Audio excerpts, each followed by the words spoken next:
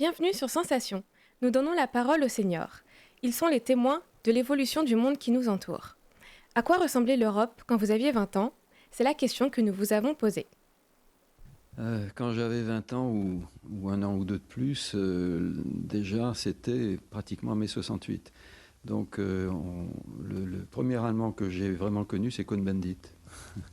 Et effectivement, l'Europe à l'époque, c'était pour un jeune le moyen de connaître un petit peu mieux son voisin.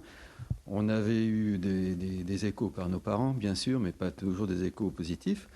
Donc là, c'était, ça devenait plus transparent. C'est-à-dire qu'on avait Erasmus, on avait l'espace Schengen par la suite qui a été créé. On a la possibilité de mieux connaître justement des jeunes. On avait la possibilité de mieux connaître des jeunes de ce pays-là. On avait le poids des parents. Les parents, en fait, ils avaient vécu la guerre. Donc pour eux, la réunion France-Allemagne, ça tiraillait un peu, quoi. Et bon, ils nous intégraient dans leur façon de penser. Il y avait la guerre froide, les rideaux de fer.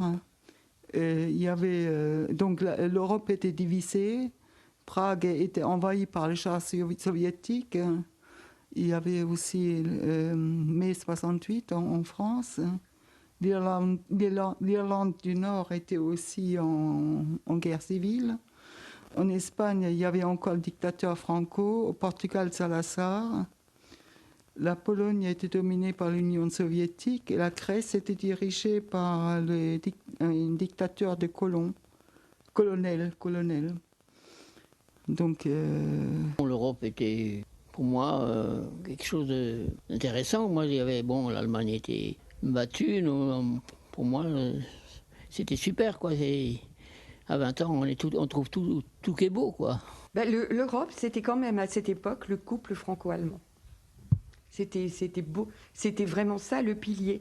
Et c'est le couple franco-allemand qui a les jumelages. Parce qu'il y avait des gens qui avaient connu la guerre et qui ne voulaient absolument pas que les générations futures aient à souffrir de ce traumatisme. On ne parlait pas de l'Europe comme on en parle maintenant. Voilà.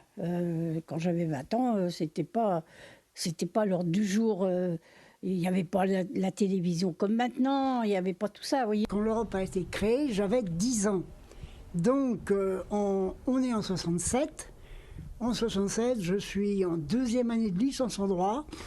Et c'est l'année suivante, en troisième année, qu'on a un cours de droit européen. Donc, c'est à peu près, quand j'avais une vingtaine d'années, que j'ai pris connaissance des dispositions qui régissaient le droit européen.